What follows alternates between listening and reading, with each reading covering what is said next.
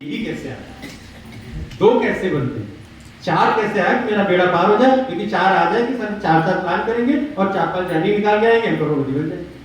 ये कोई बताने वाला मिल जाए, बाकी सब बेकार। ये जो बोल रहे सब बकवास है। ये बताओ दो कैसे बनेंगे, मैंने तो ज्वाइन कर लिया, दो कस्टमर कैसे आएंगे? अरे वो कुछ भी नहीं है भाई, दो नहीं 2 लाख आएंगे अगर ये समझ गया।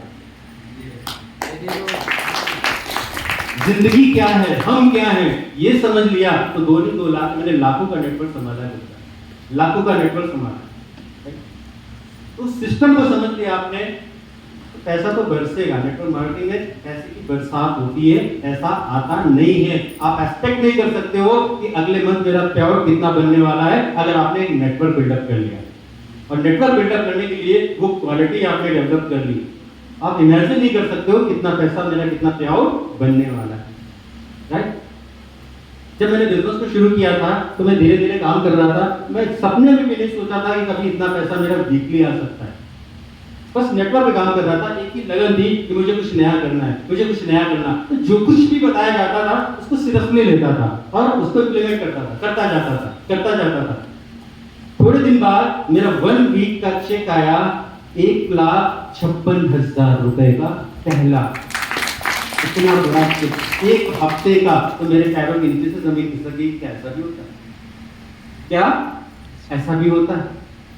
शुरुआत में, उसके बाद तो 5-5 लाख की 7-7 लाख के चेक आते रहे, लेकिन जब पहला वो चेक आया तो मैंने सपने में भी नहीं सोचा था कि इतना भी पैसा क्या आता है। तो पैसा तो बरसता है, इस कार्यक्रम की बरसता है, राइट? वो क्वालिटी अपने अंदर डेवलप कर लीजिए, दुनिया आपके पीछे होगी। हर आदमी की अपनी कोर वैल्यू होती है, उसको आपने डेवलप कर लिया। गांधी जी की कोर वैल्यू क्या थी? अहिंसा परमो धर्म। अहिंसा उनकी कोर वैल्यू थी। हथियार नहीं उठाना है, हथियार नहीं उठाना है, बातों से लड़ना है, बातों से लड़ना है। तो अहिंसा उनकी कोर वैल्यू थी। उस अहिंसा के थ्रू उन्होंने देश में आजादी लाने के लिए संघर्ष किया। अकेले नहीं थे, और बहुत सारे लोग थे, लेकिन उनका कोर वैल्यू था, वो क्या था? अहिंसा परमो। किसी ने कहा तुम मुझे खून दो, मैं तुम्हें आजादी। ये किसने कहा था? सुभाष चंद्र बोस ने। उनकी कोर वैल्यू क्या थी?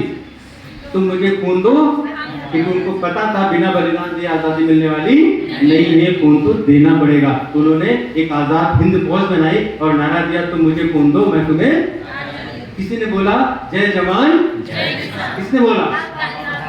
लाल बहादुर शास्त्री। ऐसे नहीं बोला, उनकी कोर वैल्यू थी। वो जानते थे कृषि प्रधान देश है, तो जय जवान जय किसान दो ही है। एक बॉर्डर पे हमारी रक्षा करता है और एक हमारा अन्नदाता है। तो ये नारा भी होना चाहिए, जय जवान जय। उनकी कोर वैल्यू थी जय जवान जय किसान। अपनी भी कोर वैल्यू पहचानो, अपनी भी कोर वैल्यू पहचानो। या खिचड़ी हो, खिचड़ी बनती है ना, हाँ? दाल पड़ा, चावल पड़े, मन आया तो अरहर की भी डाल दी, मन आया तो चने की भी डाल दी, मन आया तो मूंग की भी डाल दी। कहेंगे हींग से भी स्वाद अच्छा आता है, तो हींग भी डाल दी। तो हमारी जिंदगी कैसी है? कोई कोर वैल्यू नहीं, खिचड़ी।